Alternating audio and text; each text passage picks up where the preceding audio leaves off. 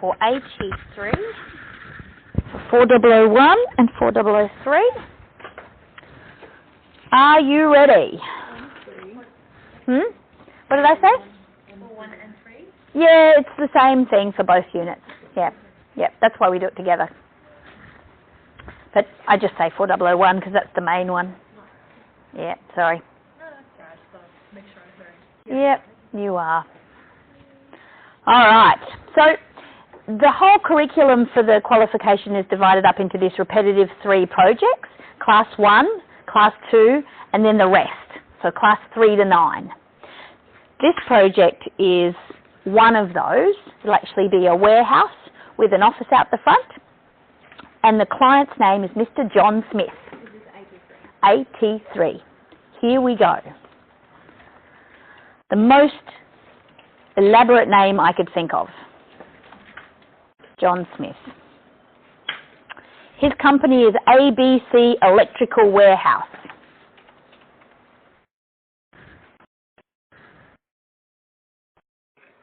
Also the most creative name I could think of.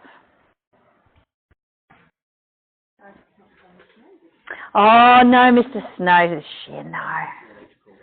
He doesn't know anything. What did you say, Joanne? Oh, no, this company name. Oh, yep. ABC Electrical Warehouse. So the project location is 25 Raphael Road, Winnellie. Yeah, Raphael's R-A-P-H-A-E-L. And Winnellie is N-N-L-L. So W-I-N-N-E-L-L-I-E. Winnellie. Or Winnellie, depending on whether you're from interstate or not and get it wrong. They call it Winnellie sometimes. You hear it on yeah, it isn't that. So lot 4839, Winnellie.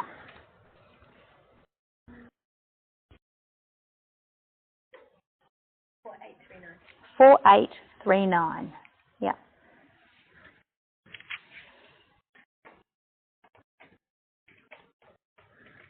So the business is currently in operation on the rear adjacent lot. This is an existing business in Winnellie on the block at the rear. And that adjacent block faces Benison Road in Winnellie. So the new lot is backing onto it, that faces the other road, Raphael. The client, Benison Road. So the client has purchased the opposing lot facing Raphael Road so as to double the capability and size of their business without having to relocate. So it's just expansion, and they've bought the block next door. They'll develop it as a standalone shed, as a standalone warehouse, but it'll be operated by the same company.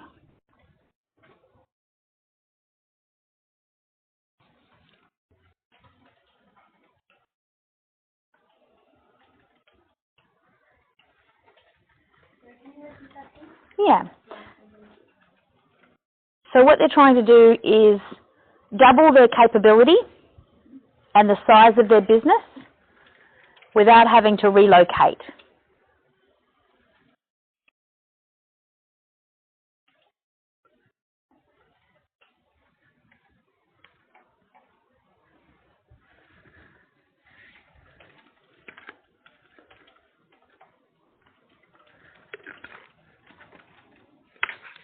Seems like a pretty smart business idea considering how long it takes for locals to catch on when something's changed.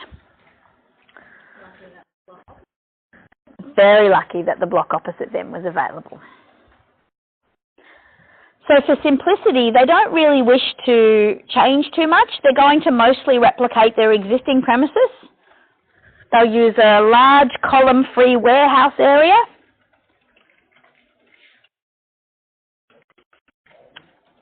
A large column-free warehouse area. Undercover loading bay. So that'll be for wholesale trade sales, for electricians and tradespeople. And then a small office out the front with a shop front for retail sales. Undercover Yeah, so a column-free warehouse area, an undercover loading bay, column-free warehouse area, and then an undercover loading bay for wholesale trade sales,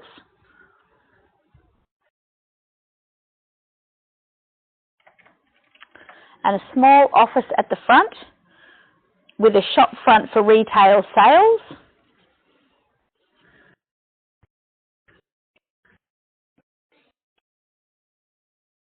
and a mezzanine, M-E-Z-Z-A-N-I-N-E, mezzanine for storage above the office.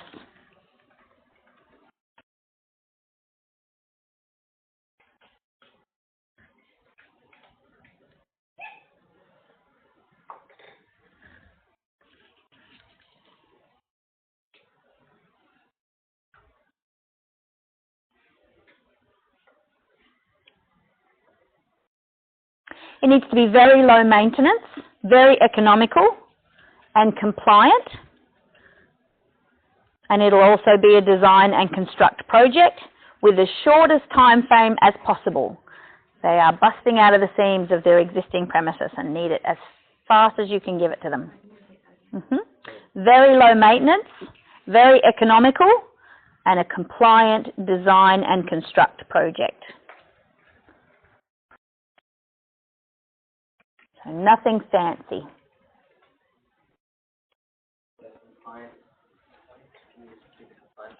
Yep, they just want to have a compliant design and construct project. They don't want to waste any time seeking waivers for non-compliance. They'd rather simply just abide by the rules and get it done.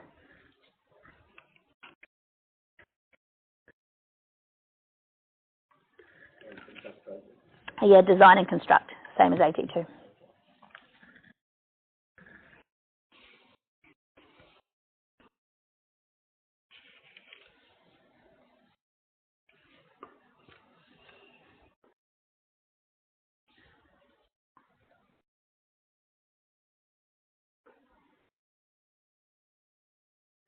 The site is zoned appropriately and development consent is anticipated.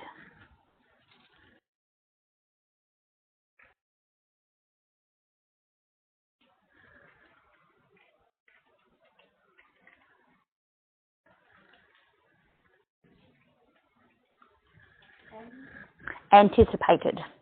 The development consent is anticipated. We're not predicting any problems.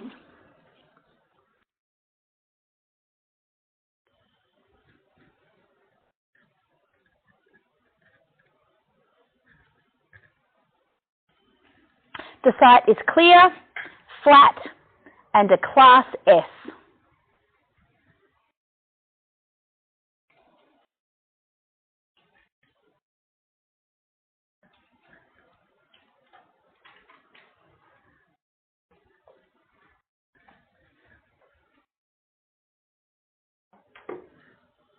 You give the class the geotext too.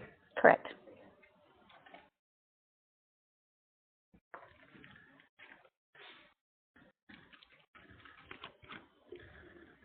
So S was stability, or stable, isn't it? Yep, slightly reactive. S for slightly reactive, which means mostly stable, yep. Once you get that information about what class You have to get it surveyed, geotechnical report. So they drill holes, usually a good couple of metres deep, not very wide, only a sort of 100 mil diameter. They drill all the way down and take the core out and analyse it and give you a report. So when we do the preliminary reports for building permits, you'll get geotechnical reports, and it actually states on there what classification it is. Let's say with there's like a development, it's something that a developer gets done before, let's say, people purchase. Yeah, so normally a development will be expected to reach a certain site class for everybody to enjoy. So rather than it just being the way it is and we give you the information, the developers are actually expected to make the soil that class, and an S is a pretty good stability. A is the only one that's better than that. So it's A first, then S, and then it's slightly, moderately, which is M, and then there's H, which is highly, and then it just gets worse from there. Yeah. So there's really only one grade above S, and S is pretty good for what we build like. The typical foundations, footings and things like that we use work quite well for Class S, and everything we'll show you is based on Class S. The vast majority of natural ground here is Class S. It's not until you do a big cut that you disturb that and take that surface away. But the first couple of metres is usually clay and stable. Yeah. My direct neighbours in front of me cut 5 metres and then flattened it out and built according to Class S, but didn't have Class S anymore, and then had nothing but trouble ever since.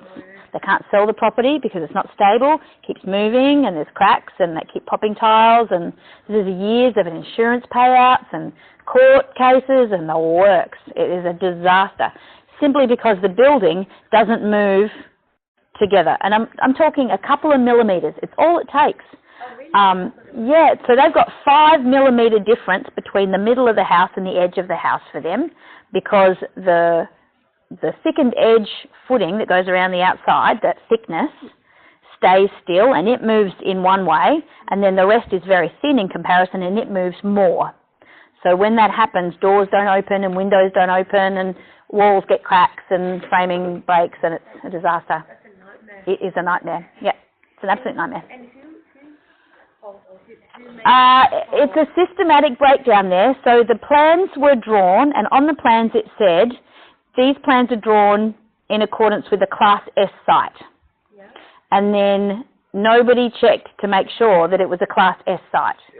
So they probably didn't get a geotechnical report from anybody after the cut and fill. They probably got a report before they did the cut. But as soon as you change the land, the site classification changes.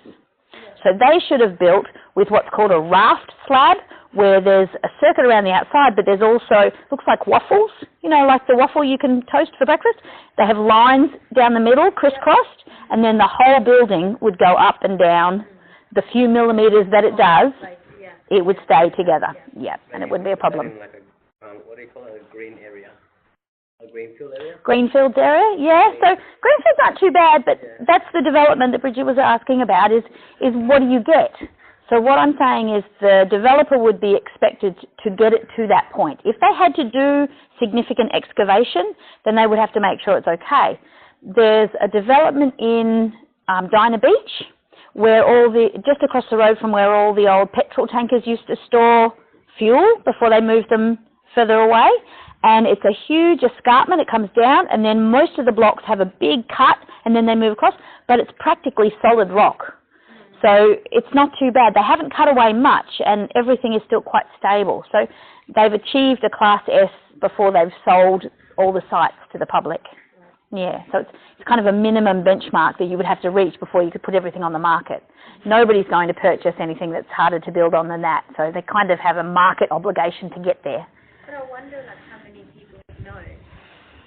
Very few. Yeah. Yeah. It's amazing how much you don't know when you want to build a house. Yeah, it's kind of cruel. And nobody tells you until you're already committed, emotionally, financially, time-wise you're invested, and then all of a sudden you find out these awful things. This particular family could have built a different construction technique, something that perhaps was more lightweight, because they've used concrete. It's very heavy, so then of course it does settle. If they had have just used columns and some framing, then they perhaps wouldn't have had such a great deal of movement, and they may not have had the problem, but they didn't know that in advance, and that's not typical construction. Usually with a new house, it will take like several years for the house to settle. Because yeah, but that's usually only like a millimetre at most, and it settles together. Yeah. The whole building settles together. Yeah. You still have to take like a couple of years before Yeah. It shouldn't give you any noticeable issues. I think they give you, like, builders give you, like, a warranty, isn't it? Yeah. Cover that? Yeah. Like, so when you get, like, cracks in your wall. It's called a defects liability period. So most contracts here in Darwin have a very long defects liability period. Typically they're only about 13 weeks, just long enough to iron out the kinks. So it's a bit like when you buy a new car or you get a new washing machine or a computer, you've got to give it a good run to see if there's any issues before the warranty period is over. A house is no different. You get about, 13 weeks. Here in the Territory we have a 52-week defect liability period, but that's mostly about drainage and roof leaking in the wet season. So we have to have it to be a full year to make sure that the defects liability goes through a wet season period so that we can experience any leaks or anything in the roof before we sign off on it. So people can still have a contract finalised and there'll be just a small sum of money withheld until that defects liability period has elapsed, and if there's no issues and you don't have to use it, then the builder gets it.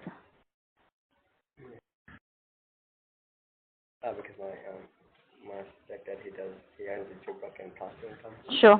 So he always says to me that with the gyprock sometimes, the house does need time for it to settle. Yeah, especially during the season.